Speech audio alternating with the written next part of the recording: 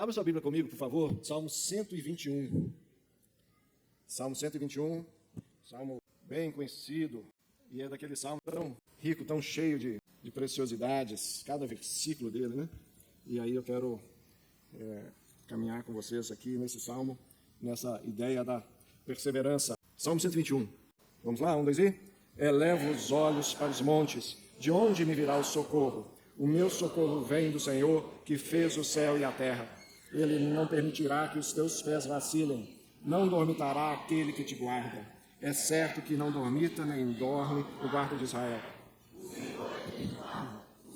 A tua sombra, a tua direita, de dia não te molestará o sol, nem de noite a lua.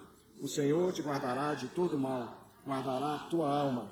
O Senhor guardará a tua saída e a tua entrada, desde agora e para sempre. Amém, amém. Glória a Deus. Pode se sentar? Senhor Jesus, te agradecemos por esse salmo tão precioso.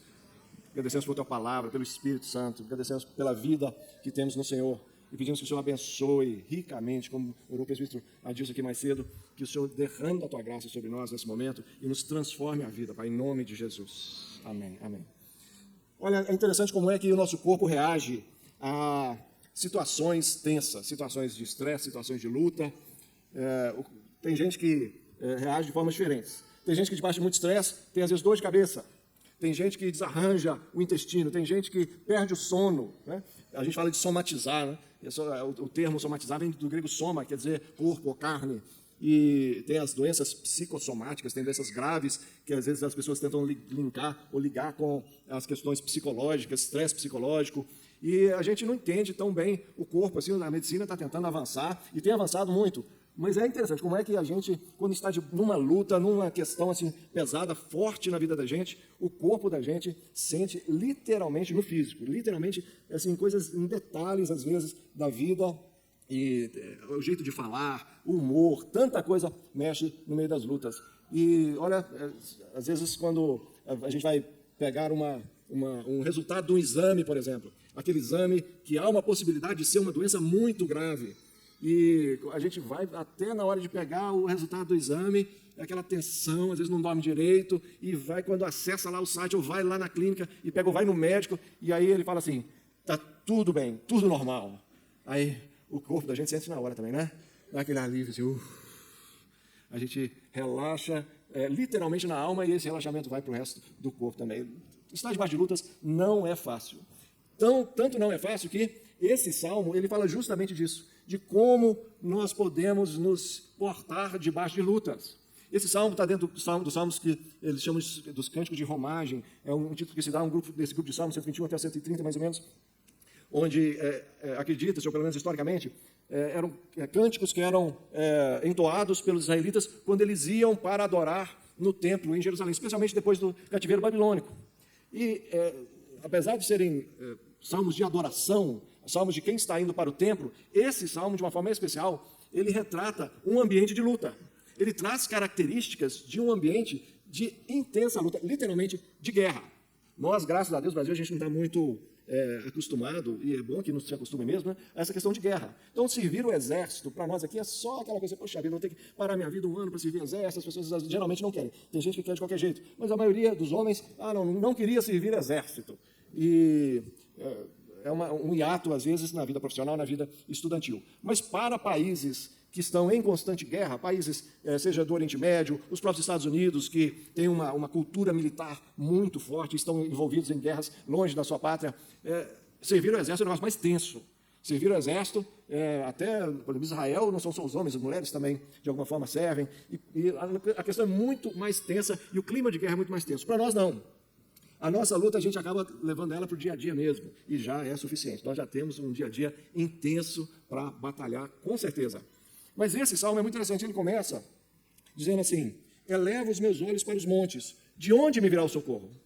Alguns teólogos vão tentar, alguns comentaristas vão tentar enxergar esses montes como sendo o monte de Jerusalém, o monte onde está o templo, é como se estivesse olhando para o templo. Mas se você reparar bem, ele está olhando para os montes, não é o monte, geralmente quando fala do monte, está se referindo ao monte do templo. Mas quando ele fala aos montes, e ele contrasta, o meu socorro vem dos montes? Não, o meu socorro vem do Senhor. Então, a impressão que dá que esses montes não são os montes relativos ao templo, que seria uma referência ao Senhor. O socorro vem de outro lado. Então, a impressão que dá aqui é que ele está descrevendo um ambiente de batalha, que era bem conhecido na época. E por que olhar para os montes? As batalhas, de modo geral, eram travadas nas planícies. O povo de Jerusalém era um povo acostumado com as montanhas, porque a região da Judéia, ali, especialmente Jerusalém, é uma região montanhosa. Mas, quando eles precisavam pelejar, especialmente os inimigos sabiam disso, tentavam atraí-los para as planícies. Tem um relato em 1 Reis, onde fala justamente isso, que os sírios falaram assim, olha, nós perdemos essa primeira batalha porque o Deus deles é o Deus das montanhas, mas nós vamos atraí-los para a planície, como se Deus não pudesse ganhar na planície também, né? E de fato, os sírios perderam de novo na planície contra os israelitas naquele momento. Porque nós precisamos atraí-los para a planície. E era nas planícies que geralmente os exércitos se encontravam e travavam essas batalhas. Então, quando o salmista estava fazendo essa referência, eu olho para os montes, de onde me virá o socorro? Socorro por quê? Porque a luta está difícil. Porque a luta está ferrenha. E talvez aquela ideia de, opa, o exército deles é forte demais, nós precisamos de socorro. De onde vem o socorro, de modo geral, nesse momento? Vem dos exércitos que eles tocam a trombeta e chamam reforços, e vêm os reforços pelos montes para descer para a planície para ajudar. Só que o salmista está no aperto, porque ele olha para os montes e pergunta, de onde vai vir socorro? Como se ele não tivesse socorro, mas ele diz, o meu socorro vem do Senhor. Eu não confio no reforço dos exércitos, eu confio no nosso Senhor. O meu socorro vem do Senhor que fez o céu e a terra. É outra questão importante, porque não é o Deus das montanhas, como disseram os sírios, não é o Deus das planícies, não é o Deus dos mares, Poseidon, não é o Deus daqui ou dali, é o Deus que fez os céus e a terra, é o Deus que domina todos os lugares, e ele vence em qualquer terreno, ele vence em qualquer lugar. Ele não permitirá que os seus pés vacilem, não dormitará aquele que te guarda. Quando ele diz, ele não permitirá que os teus pés vacilem, olha, as armas, não tinha drone, não tinha míssil balístico à distância, não tinha nada disso. O mais distante que podia guerrear era o arco e flecha. O resto era lança, espada, era no tapa, era tentar furar o olho do outro, assim, literalmente. Às vezes, a espada saía para um lado, saía para o outro, e saía no tapa mesmo, na queixada de burro lá, igual Sansão. Mas, se você tem uma espada e um escudo, bom sinal, você está preparado para a batalha. Mas se os seus pés vacilarem, de nada vale uma espada e um escudo. Se você torcer o pé, e quem já torceu o pé jogando futebol sabe como é que é, né? Você não serve nem para sair do campo, tem que sair carregado do campo. Se você torce o pé, tanto é que tem na mitologia grega a questão de Aquiles, que era um guerreiro poderoso, mas foi lançada uma lança de longe, acerta o calcanhar dele e pronto, ele está acabado só porque ficou sem a sustentação do seu calcanhar. Então, ter os pés vacilantes é tornar-se alvo fácil numa batalha. Por isso que ele diz, ele não permitirá que os teus pés vacilem, não dormitará aquele que guarda você. Aquele que te guarda, é certo que não dormita, não cochila, nem dorme o guarda de Israel. Os exércitos precisavam de guardas à noite para vigiar o acampamento. Não podia todo mundo dormir. Se ninguém dormisse, era um problema sério para guerrear no dia seguinte. Todo mundo, e essas batalhas muitas vezes eram noite após noite, eram dia após dia, dia após dia, demorava semanas, meses de batalha. Se não dorme direito, não batalha direito no dia seguinte. Então, a turma dorme e os guardas não podem cochilar, porque o cochilo de um guarda pode ser o extermínio de todo o exército. Aqui ele fala que o nosso Senhor não cochila, não dorme em momento nenhum. Ele é o guarda de Israel. O Senhor é quem te guarda. O Senhor é a tua sombra à direita. De dia não molestará o sol, nem de noite a lua. É ambiente de guerra debaixo de sol caudicante. Lua que às vezes vai esfriar, não a luz sim, mas a noite que vai esfriar. E aquele esquenta, esfria. Dizem que naquele ambiente do Oriente Médio, as noites são muito frias e os dias muito quentes. Trinca qualquer um. Então está vendo como é que toda a ideia desse salmo gira em torno disso? E aí ele termina dizendo, o Senhor te guardará de todo mal, guardará a tua alma, guardará a tua saída e a tua entrada, desde agora e para sempre. Você já se pegou assim pensando, mas por que a saída e a entrada? Geralmente a gente entra para depois sair, não é? Não seria mais normal? Eu já me peguei pensando nisso. Seria mais normal a tua entrada e a tua saída? Mas ele está pensando no exército. O exército sai da cidade para guerrear e depois volta vitorioso. E é isso que ele está dizendo, ele vai guardar a nossa saída para a luta e o nosso retorno para o descanso em casa. Esse é o nosso Deus. Então, em cima disso, apesar de já ter descortinado muita coisa, eu queria ressaltar algumas coisas em cima dessa imagem de guerra desse salmo, que ele não foi um salmo composto para a guerra. Ele é composto para a adoração, isso que nós fizemos e estamos fazendo aqui agora. Mas ele foi composto com elementos de guerra para que nós estivéssemos preparados para as nossas batalhas. Primeira coisa que eu queria ressaltar aqui é que sim, a vida é uma guerra para o cristão. É uma guerra para todo mundo, na verdade. Mas quem não é cristão não tem ciência de muita coisa que a gente está envolvido. Nós estamos envolvidos numa guerra constante. E não é contra o partido X ou o governante Y. Isso aí é muitas vezes perfumaria. A guerra nossa é travada no dia a dia.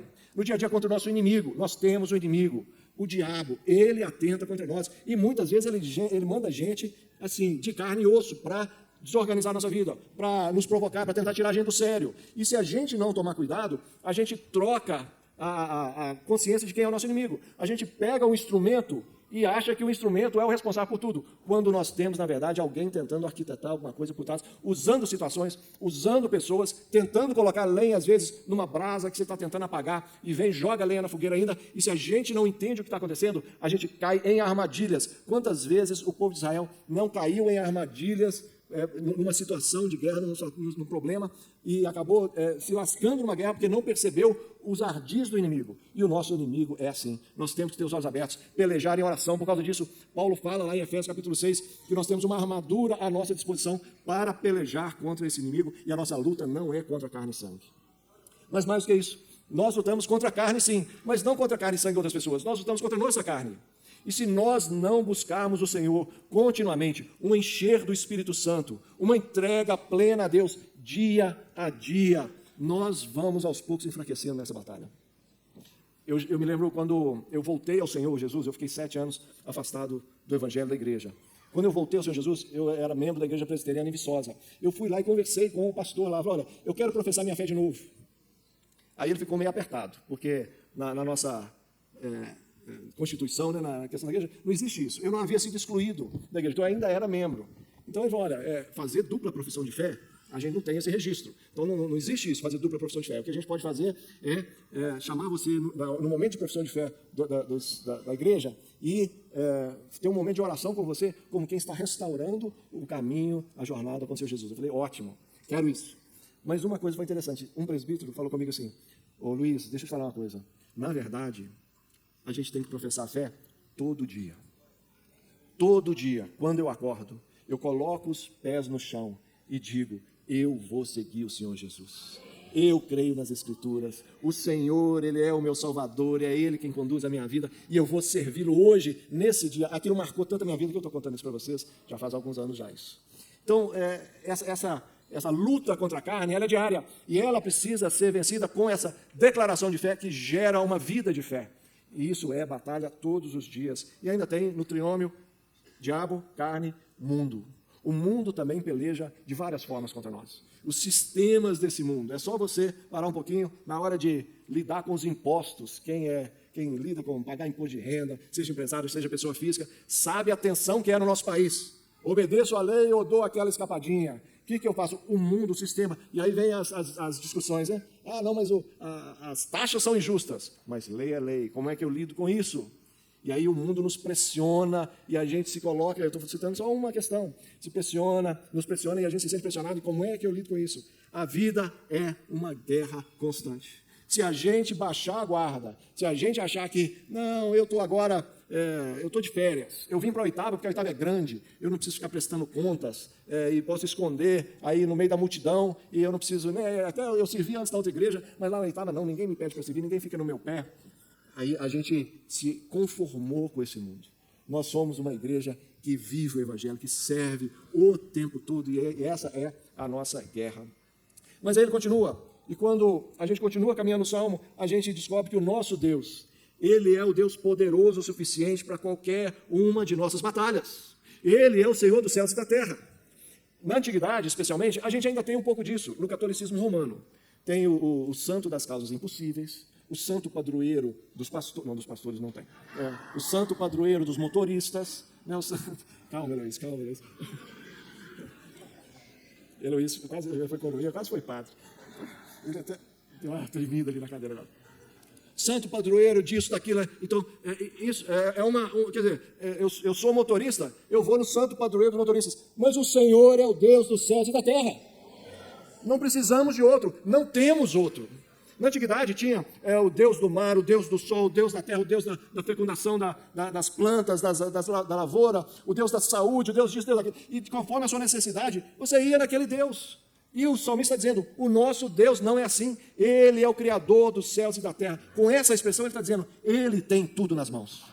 Nada escapa às mãos do nosso Senhor, e Ele é o nosso Deus, é o Deus que nós chamamos de Pai. De Pai, já percebeu a intensidade disso? Nós temos a liberdade de chamar esse Criador dos céus e da terra de Pai.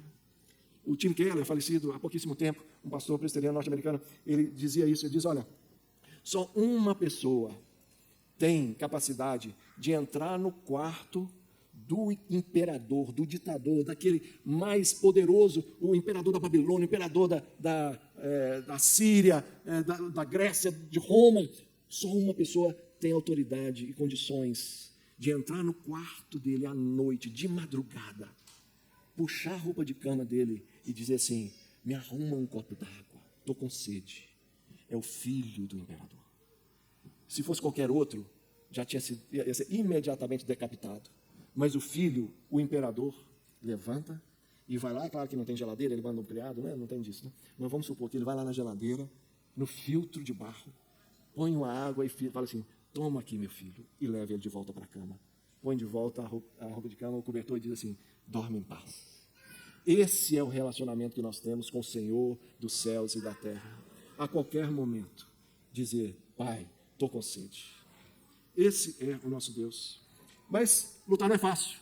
Um dia, 2 dias, 3 dias, chega uma hora que as pernas começam a vacilar.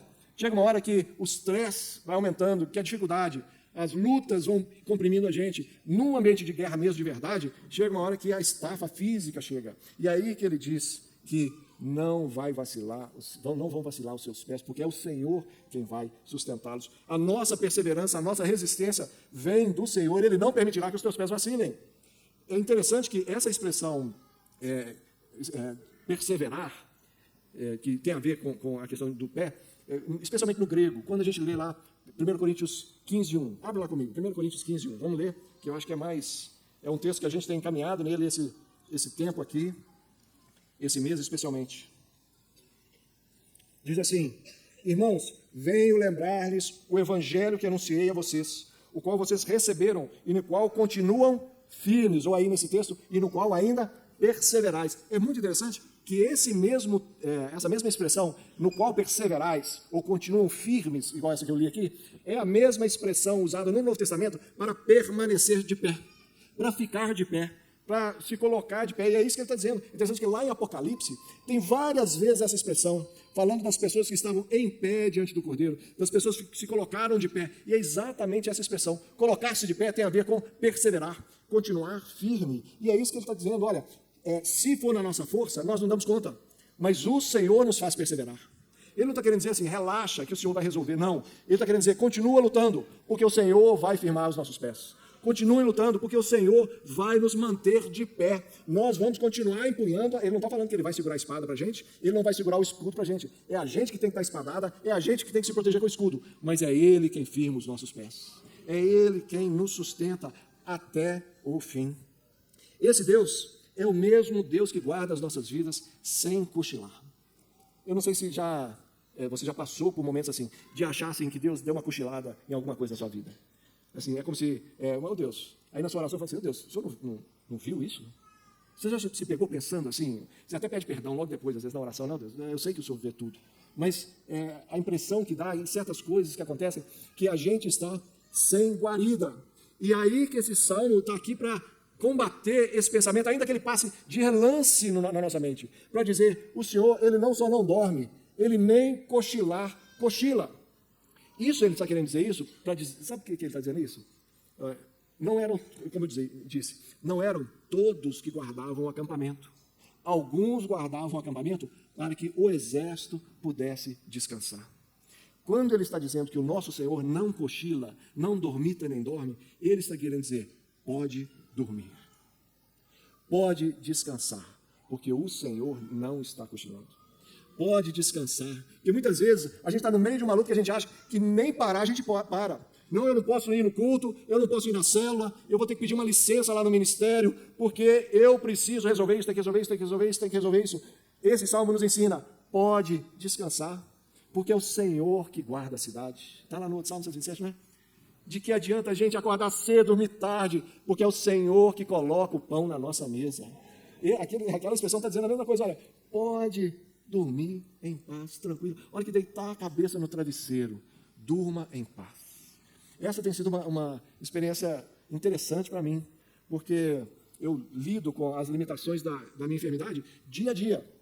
E vira e mexe, alguém me pergunta, você tem conseguido dormir?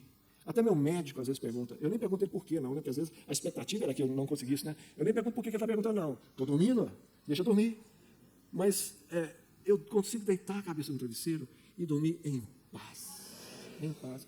E eu vou te dizer uma coisa, não é a minha capacidade. Eu tenho plena consciência de que é o Senhor afofando o meu travesseiro.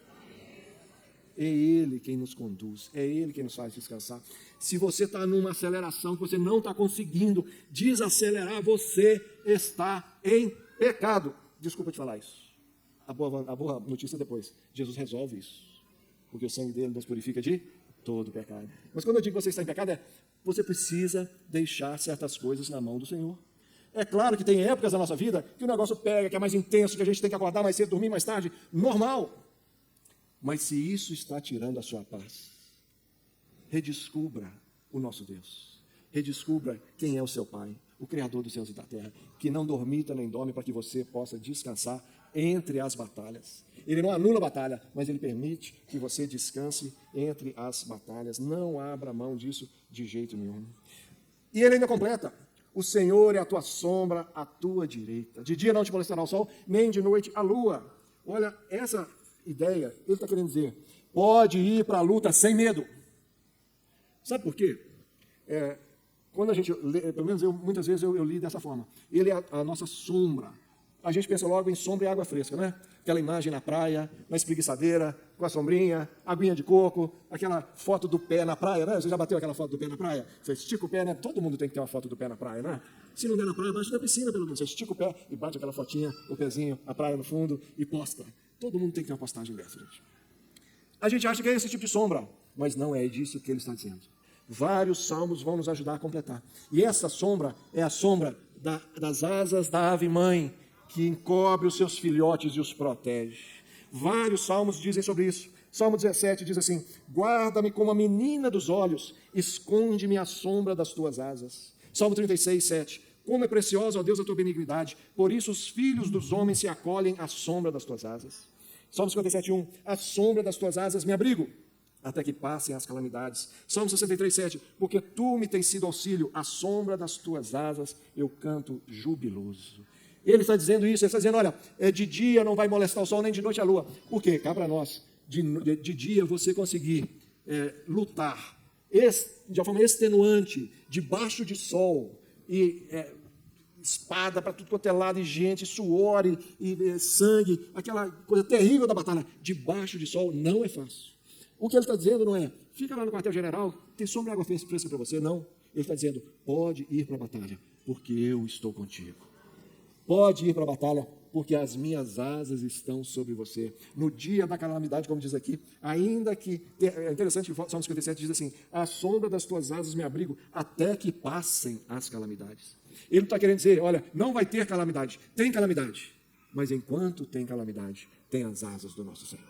Ele nos protege. E não nos protege nessa semana.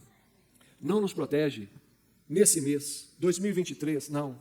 Diz aqui, que Ele nos guarda de todo mal, nos guarda a alma, mais do que o físico, a vida inteira. A alma aqui, para o hebreu, não era simplesmente essa parte material, que a gente morre, enterra o corpo e sobe a alma, não. É a vida inteira, completa. E ele ainda diz, o Senhor guardará a tua saída e a tua entrada, desde agora e para sempre. Para sempre. Nós vivemos dentro do tempo. Morreremos se o Senhor Jesus voltar dentro do tempo. Mas o tempo não restringe a nossa vida diante do Senhor. Ele vai nos guardar para todo o sempre. Não é até o dia que a gente morrer, para todo o sempre, porque a nossa vida plena, a nossa alma está nas mãos do nosso Senhor. Nosso nome, aqueles que entregaram a sua vida a Jesus, o nosso nome está escrito no livro da vida. E não existe borracha que apague o que está escrito no livro da vida. Graças a Deus por causa disso. Mas nós não podemos sair daqui sem ressaltar uma coisa. Esse Senhor que nos guarda é o Senhor Jesus Cristo. é o nosso próprio Senhor. É interessante que o próprio Jesus, quando ele chega diante de Jerusalém, antes de entregar sua vida na cruz, ele clama para Jerusalém e diz assim: Jerusalém, há muito eu tenho tentado reunir vocês, como a galinha reúne os seus pintinhos, mas vocês não quiseram. Olha só que frase pesada. Vocês não quiseram. Esse Deus que esconde o seu povo debaixo das suas asas, o Senhor Jesus está dizendo: sou eu que quis sempre reunir vocês, mas para aquele momento Jerusalém o rejeitou. Mas a todos quantos o receberam, deu-lhes o poder de serem feitos filhos de Deus, a saber, os que creem no seu nome. Por isso que Jesus disse: eis que estou convosco todos os dias, até a consumação dos séculos. Ele se coloca como advogado diante do Pai, e o sangue dele nos purifica de todo pecado. Ele se coloca conosco todo o tempo. E quando chega em Apocalipse, ele é o que está de pé diante do trono. Apocalipse 5 diz assim: então vi no meio do trono e dos 4 seres viventes, entre os anciãos, em pé, um cordeiro como tendo sido morto. Ele tinha 7 chifres, falando do poder dele, bem como 7 olhos, falando da autoridade dele, que são 7 Espíritos de Deus enviados sobre toda a terra. Ele está em pé. O mesmo termo usado para permanecer firme em 1 Coríntios é estar de pé diante do trono. Esse é o nosso Deus. E Apocalipse 7 traz esse estar de pé, essa perseverança para nós, e diz assim: depois dessas coisas vi, e eis grande multidão que ninguém podia enumerar, todas as nações, tribos, povos, línguas, em pé, diante do trono e diante do Cordeiro, vestidos de vestiduras brancas, com palmas nas mãos. Esse é o spoiler do final dos tempos. Nós já temos aqui que o Senhor nos guardará de todo mal, nos manterá firmes, nossos pés não vão vacilar, porque Ele está conosco. E o Salmo diz: pode partir para a luta, porque a sombra do Senhor, do Altíssimo, estará conosco.